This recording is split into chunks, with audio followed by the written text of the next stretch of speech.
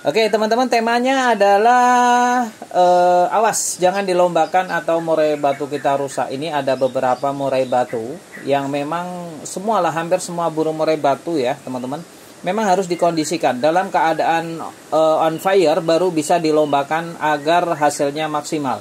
Mungkin murai batu bisa dilombakan semua ya, tapi ada hal-hal penting yang harus kita jaga agar murai batu kita itu bisa memenangkan atau mengalahkan para kompetitor yang ada di lomba. Yang pertama adalah murai batu yang sudah siap mental, siap pemasteran, siap tenaga, siap faktornya, siap emosinya, siap dari segala bidang. Kalau murai batu yang sudah siap dalam keadaan apapun, maka ketika menghadapi tekanan dari kompetitor atau musuhnya, dia bahkan bisa melawan balik, bahkan mengeluarkan materi yang lebih dahsyat lagi. Itu kalau murai batu kita sudah siap.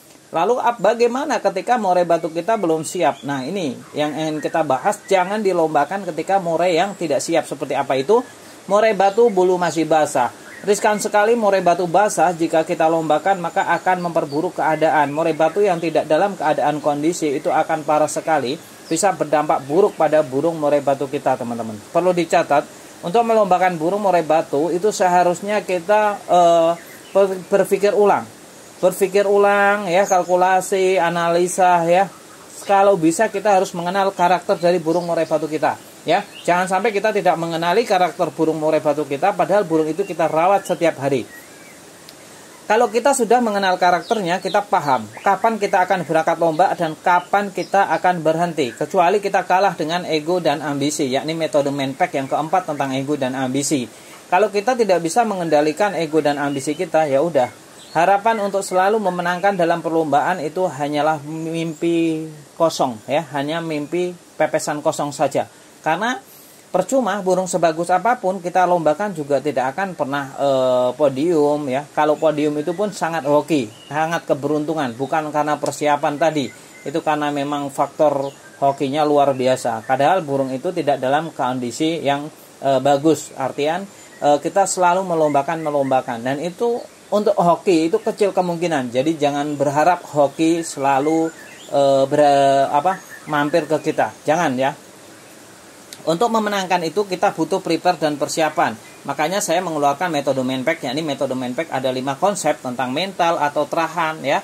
Terus ada nutrisi, tentang asupan gizi, tentang perawatan. Ya ini konsisten dalam merawat di hari-harinya, pemberian nutrisi, mandi, umbar. Nah itu masuk ke dalam perawatan.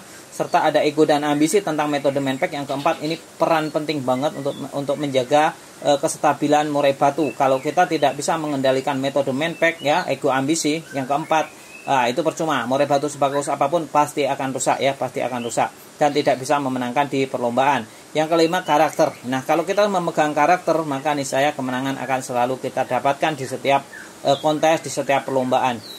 Bulu basah teman-teman. Bulu basah, ketika murai batu kita bulunya masih basah ya jangan dilombakan dulu. Murai batunya lebih baik diistirahatkan. Jangan sesekali melombakan burung murai batu yang bulunya masih basah. Sangat beresiko sekali ketika kita melombakan burung murai batu yang bulunya masih basah. Dan ini tidak disarankan kita melombakan burung murai batu yang bulunya masih basah. Karena dampaknya sangat domino sekali. Burung murai batu yang bulunya masih basah itu bisa berakibat fatal. Fatalnya seperti apa? Fatalnya burung murai batu yang dilombakan dalam keadaan bulu masih basah, mungkin hari itu dia bisa juara, is okay. Karena burung murai batu yang bulunya masih basah biasanya dia lebih kayaknya kemelintih gitu, lebih renyah suaranya ya. Seakan-akan kalau bunyi di rumah itu renyah, enak, ingin mengajak pemiliknya untuk ikut melombakan. Tapi ini adalah sebenarnya hanya ujian. Apakah kita bisa mengendalikan ego dan ambisi kita atau kita malah hanyut dari rayuan burung murai batu itu sendiri. Kalau kita tidak bisa menahan ego dan ambisi, sedangkan burung murai batunya bulunya masih basah karena baru kelar mabung, dalam artian ya basah itu bukan habis mandi, itu bukan. Bahasanya itu adalah bulu baru maksudnya ya, bulu yang baru tumbuh dari murai batu yang baru mabung. Nah ini sangat beresiko sekali. ya sangat berisiko sekali, nanti burungnya fatal bisa ya, bisa stres, bisa drop mental ya, bisa rusak. Nah ini malah nanti untuk mengembalikan ke titik awal, ke titik on fire, ke titik top performnya ini susah sekali.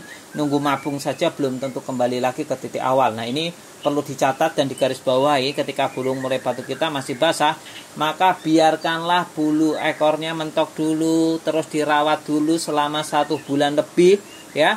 Dalam perawatan itu ada pemasteran kembali, terus ada namanya penjemuran, mungkin dari tenaganya bisa dijemur kerodong ya, atau orang bilang itu sauna, jemur sauna, atau ini juga umbar ya untuk tenaga. Kalau pengen suaranya lebih lantang bisa diembun-embunkan. Nah, ini bagus sekali untuk murai batu yang habis mabung ya, yang habis mabung. Jangan sampai bulunya masih basah, masih baru langsung dilomba padahal belum kenal jemur. Saya pastikan murai batu teman-teman tidak usah nunggu lama, itu pasti akan rusak ya, apalagi kalau sudah diiringi bulu basah terus nggak lama jatuh bulu lagi, udah ya, itu udah titik awal 99% murai batu teman-teman rusak dan harus segera dikondisikan, kalau tidak akan semakin parah ya, akan semakin parah nantinya. Itu satu tentang bulu basah. Lantas yang lainnya adalah burung murai batu masih dokor. Jadi teman-teman itu masih ragu, ini dokornya udah mentok apa belum, karena biasanya burung murai batu yang dokornya itu mau mentok itu durasinya lama, durasinya panjang ya, tidak cepat waktu masa pertumbuhan. Kalau mau mentok justru lama ya, masih modot itu malah lama. Nah, hal-hal seperti inilah yang harus teman-teman pahami, teman-teman cermati ya. Untuk murai batunya harus segera dikondisikan terlebih dahulu, yakni tadi biasanya kalau dokor-dokor seperti itu, dokor nyulam sama saja, jangan dilombakan, itu akan memperburuk keadaan burung murai batu kita. Kita berbicara murai batu kontes ya, murai batu kontes, jadi jangan dilombakan, benar-benar nggak boleh dilombakan ketika burung murai batu yang belum siap, apalagi burung tadi bulu masih basah dan dokor. Wah, ini risiko rusaknya itu 99% teman-teman, jadi hati-hati. Jadi saya tidak heran juga ketika teman-teman burungnya rusak. Kenapa rusak? Padahal baru mabung katanya. Terus mabung lagi. Ya karena dilombakan tadi. Apalagi dilombakan lagi. Waduh, parah ya. Parah sekali. Ya teman-teman, itu perlu dicatat dan dipahami ya. Untuk kedua tadi harus dihindari, wajib dihindari ketika burungnya masih basah tapi belum mengenal jemur, belum mengenal umbar, belum mandi, malah udah dilombakan saja, baru mengenal tipis-tipis. Wah, ini resiko besar, apalagi digedor ya, gedor lomba. Wah, sangat berisiko sekali. Oleh karena itu saya terapin ke teman-teman, harus hati-hati ya untuk melombakan burung murai batu. Siapkan benar-benar sampai matang. Kita harus benar-benar mengenal karakter burung murai batu kita, hingga kita tidak terkecoh ya dengan rayuan burung murai batu kita untuk dilombakan tadi. Oke ya teman-teman ya, perlu dicatat itu dua itu tentang murai batu bulu basah sama masih dokor. Jangan sesekali melombakan ya, jangan sesekali melombakan, harus sabar dulu. Tentang metode Menpet keempat ya, tentang ego dan ambisi itu benar-benar harus dipegang erat ya, karena kalau tidak maka ya tadi yang ada, kita yang akan kehilangan murai batu kita selamanya malahan. Oke, kita masuk ke penutup. Terima kasih ya teman-teman ya.